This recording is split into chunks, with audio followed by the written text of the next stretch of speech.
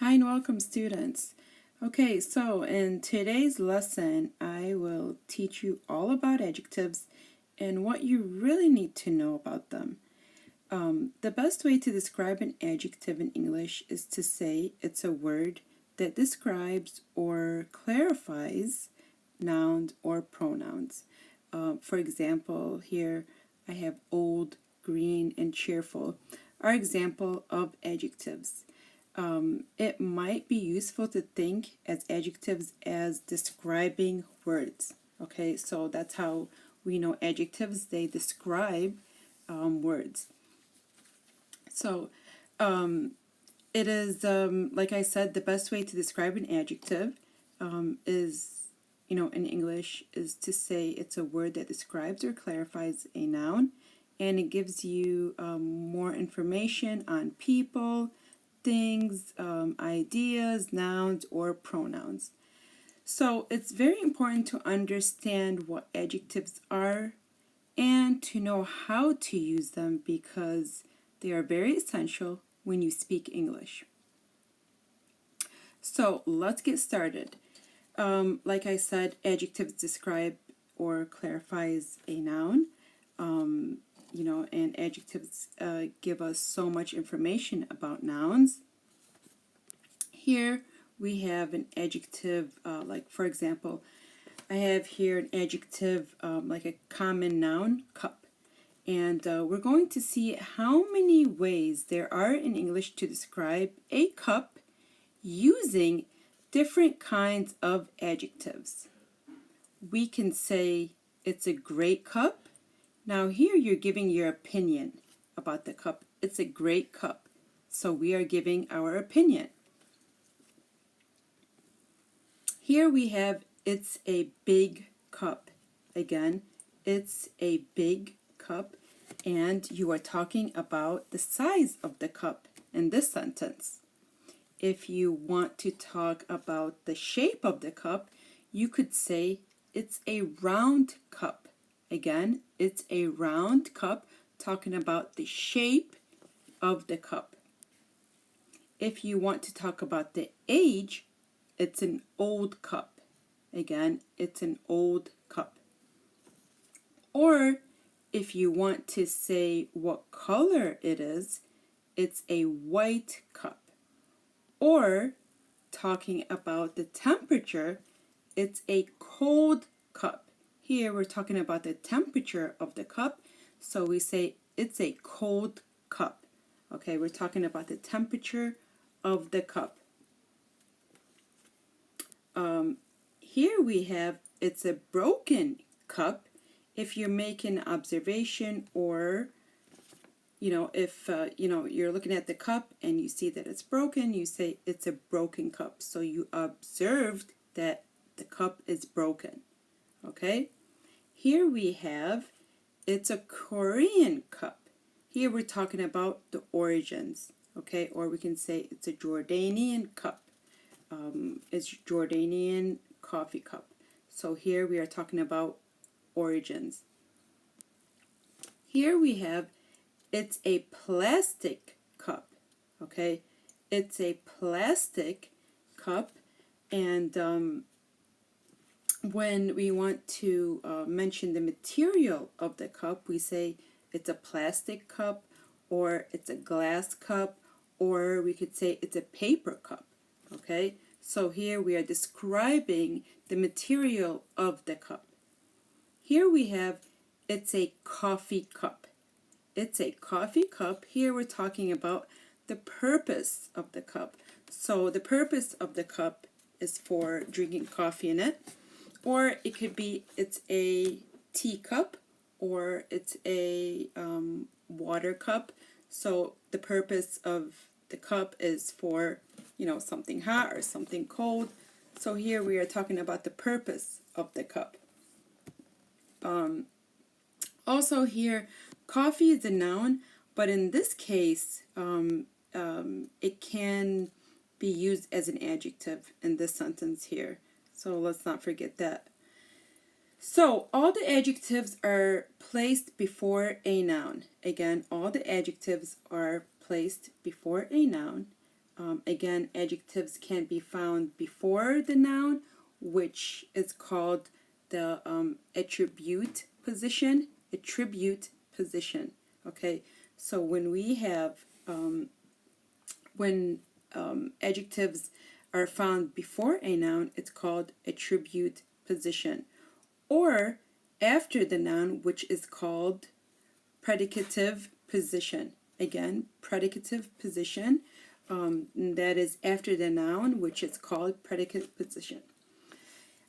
Adjectives which are found after a verb describe the subject of the verb.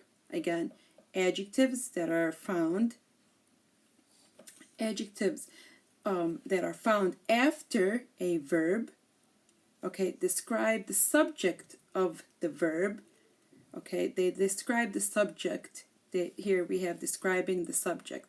So adjectives that are found after the verb describe a subject. Okay, let's not forget this point. So here we have the sentence, the girl is nice. The girl is nice. The adjective here is nice, which is referring to the subject, and the girl is placed after the verb to be, okay, which is the subject. So the girl is nice. Nice is the adjective, okay? The adjective is nice, and it's referring to the subject, the girl, but it's replaced after the verb to be, okay? So another example here, this is the same one. Another example, my students are happy. My students are happy. So in this sentence, something the adjective happy describes the subject, okay, of the sentence. My students, but it is placed after the verb, okay? So my students, okay, but it is placed after the verb. So happy is the adjective, and the adjective for the subject, which is my students.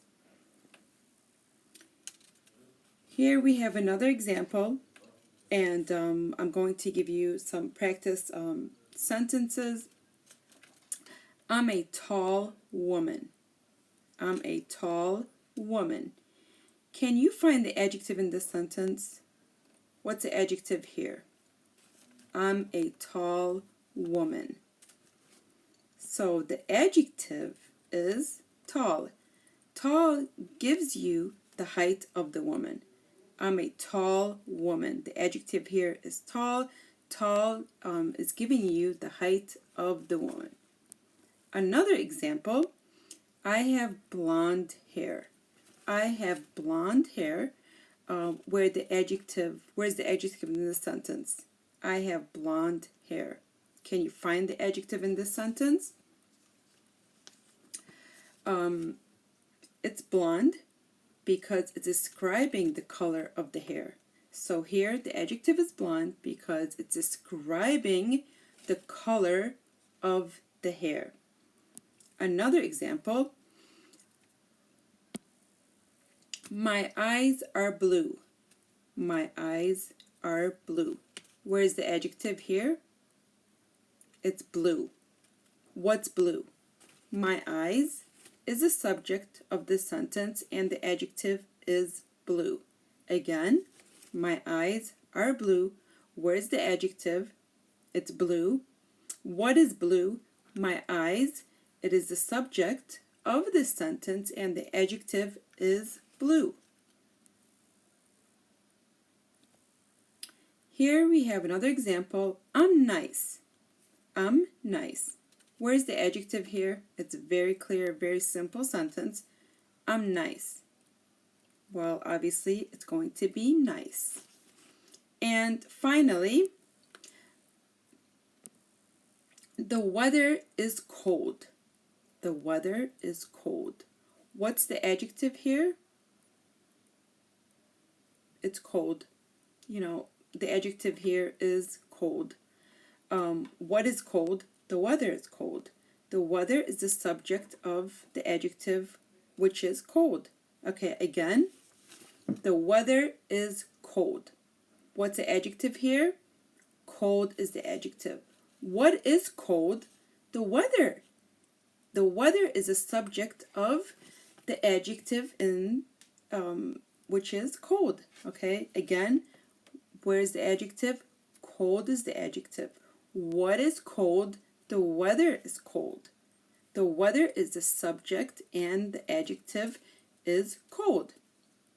Okay, so now we will be talking about adjectives ending in ed and ing. Okay, so adjectives ending in ed.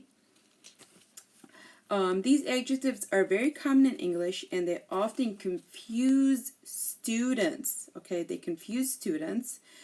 So please listen carefully, repeat after me, and try to understand the difference. So let's begin. Here we have adjective ending in ed describe a person. Okay, they are describing a person. Adjective ending in ed describe a person or a feeling. For example, bored. I am bored. Bored is the adjective, okay, and it's describing, it's describing how you are feeling. Okay, I am bored is the adjective, and ending in ing describing the situation. So again, adjectives ending in ed describe a person's feeling. For example, bored. I am bored. I am bored. The adjective is bored. But if it's ending in ing, it's describing the situation. Okay? It's describing the situation. If the adjective ends in ing, it describes a situation or event. It's describing. So the film is boring. Here we have ing, so we are describing how the film is. The film is boring. The film is boring. That's the event, and because the film is boring, I am bored. Okay? Because the film is boring, then I feel bored. Okay, so we have the adjective ending in ing. Ing describes events. So here the example I've given you, this film is boring. So because the film is boring, I am feeling bored. Okay, I am feeling bored. That's my feeling. So let's do some more exercise. Here we have annoyed and annoying. Annoyed, ed, annoying, we have ing. Again, we said, when we add ed to the adjectives, we are describing feelings. And when we add ing, we are describing something. Okay? So here we have annoyed and annoying. Annoyed, please repeat after me, and annoying. He is annoyed. That's a feeling. The noise is annoying. You're now describing the noise, okay? So he is annoyed, that's his feeling. The noise is annoying. You're now describing the noise. Another example, confused and confusing. Confused and confusing. The student was confused. The student was confused. The English was confusing. The English was confusing. Here, the student was confused. We are describing how the student is feeling. And the English was confusing. We are describing something. We are describing the subject, English. Another example, depressed and depressing. depressed and depressing. My mom was depressed. She watched a depressing TV drama. So here, my mom was depressed is describing how she's feeling, okay? And she watched a depressing TV drama is describing what made her feel depressed, which is she watching a depressing TV drama made her feel depressed. Another example here we have excited and exciting. Excited and exciting. I'm excited. I'm excited is describing how I'm feeling. Traveling is exciting. Traveling is exciting. Here we are describing something. We are describing how traveling is exciting. Another example, frustrated and frustrating. Frustrated and frustrating. My dog is frustrated. My dog is frustrated. We are describing how the dog is feeling. And our next example is staying home all day is frustrating. Staying home all day is frustrating. We are describing what staying home, feels like. So staying home all day is frustrating. It makes you, staying home gives you the feeling of being frustrated.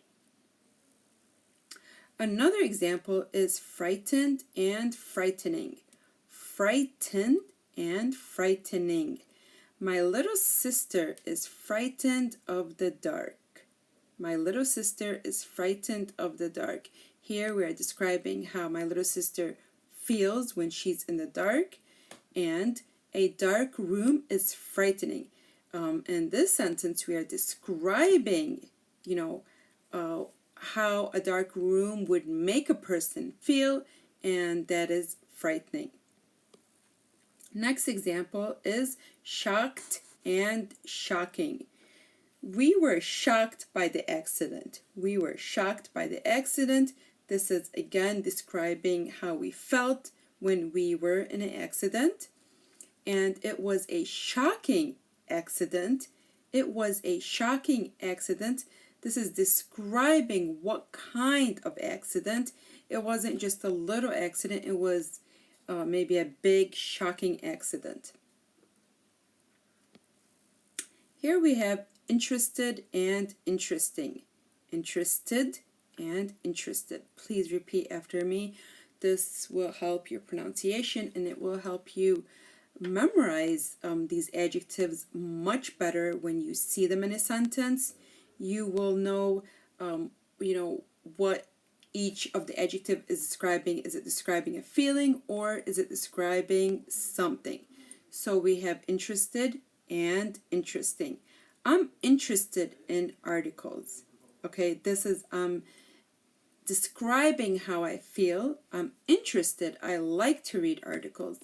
And I'm reading an interesting article. Here I'm describing that I am reading an interesting article. Okay. Here we have the teacher was bored. The teacher was bored. So, okay, so I have two sentences here, but these two sentences have two different meanings, okay? Two sentences, the teacher was bored, the teacher was boring. They're two sentences, but each of these sentences has a different meaning. The teacher was bored. The teacher was boring. Now you really have to understand the differences between these two sentences because the meaning is not the same at all, okay? The meaning of these two sentences are not the same at all. When we say the teacher was bored, you're describing the teacher's feeling, Okay, when we say the teacher was bored, we are describing the teacher's feeling. But when you say the teacher was boring, you are describing the teacher here. Okay, maybe the teacher made the students feel bored. Okay, so remember, ed is for feelings and ing is for to describe events, things, or situations. Okay, now let's move on to, let's practice here. Like I said here, the teacher was bored, it's describing the teacher's feeling, and the teacher was boring, it's describing the teacher. Let's move on to some more practice examples, okay? Here we have, wow, I am excited or exciting about my new car. What's the correct answer? Now remember, ed here to talk about feeling and ing to describe things. So in this case, you are talking about your feelings or describing your new car. Of course, you're talking about your feeling. So, wow, I'm excited about my new car. Wow, I am excited about my new car. Next example. Try not to get bored or boring when you study English. Yes, and this is, from me. This sentence is from me. Try not to get bored or boring when you study English. What do you think is the correct adjective here? What is the correct adjective? Are you talking about feelings or are you describing things? Here we are talking about feelings again, okay? So it would be try not to get bored when you study English. We are talking about feelings. Try not to get bored when you study English. Next example. So here, my mother is disappointed or disappointing. My mother is disappointed or disappointing in my English score. What is the correct adjective here? My mother is disappointed or my mother is disappointing. Here we are talking about mother's feeling. So she is disappointed. Okay, so because we're talking about feeling, we said ed goes for feelings. My mother is disappointed in my English score. Okay, I hope you got a better understanding, of the differences between ed adjectives and ing adjectives. I found this way to be more simpler and more straightforward to understand. So please study this video over as many times as you want. Okay, finally, I want to talk about one last important fact about adjectives. Okay. One last, here we have, these beautiful young girls went to school. These beautiful young girls went to school. Where is the adjective here? Beautiful and young. Beautiful and young. But before, how did we know which to put first, young or beautiful? Young or beautiful.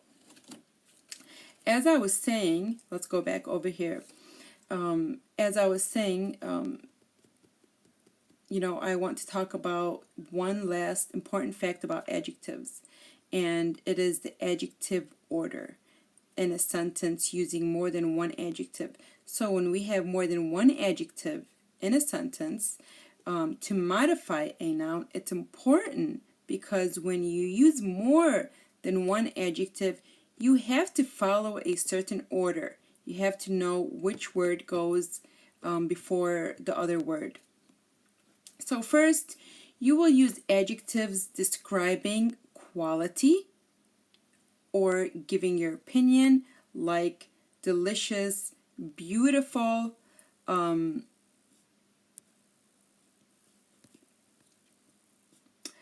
Then we will talk about size, and that's adjective like tall. Then comes age, like old, young. Then comes shape, like round, square, circle. Then comes color. Then comes the origin. Then material, like glass, plastic, paper. And finally, the purpose. Okay? And finally, the purpose. So here I have a few examples with multiple adjectives for you. The beautiful young girl went to school. The beautiful young girl went to school. First, how many adjectives do you see in this sentence? How many adjectives do you see in this sentence?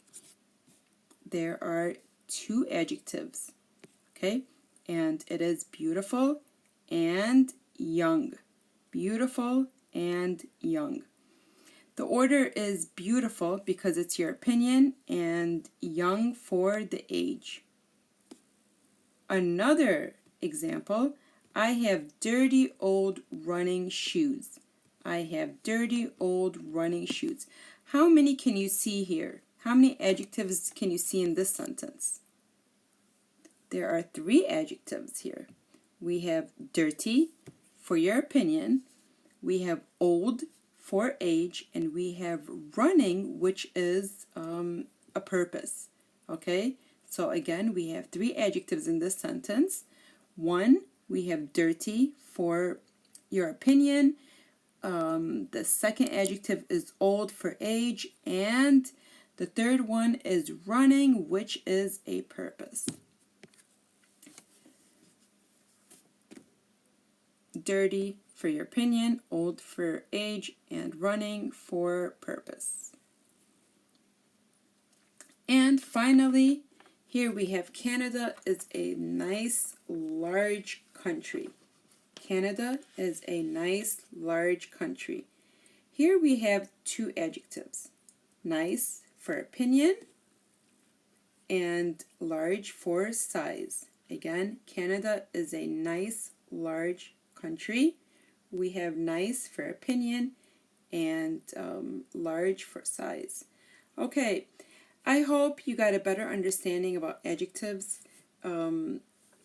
I tried to make it as simpler as possible for you to understand. It's pretty easy. Go through this, study this lesson as many times. That's it for today's lesson. Until our next lesson, have a great day.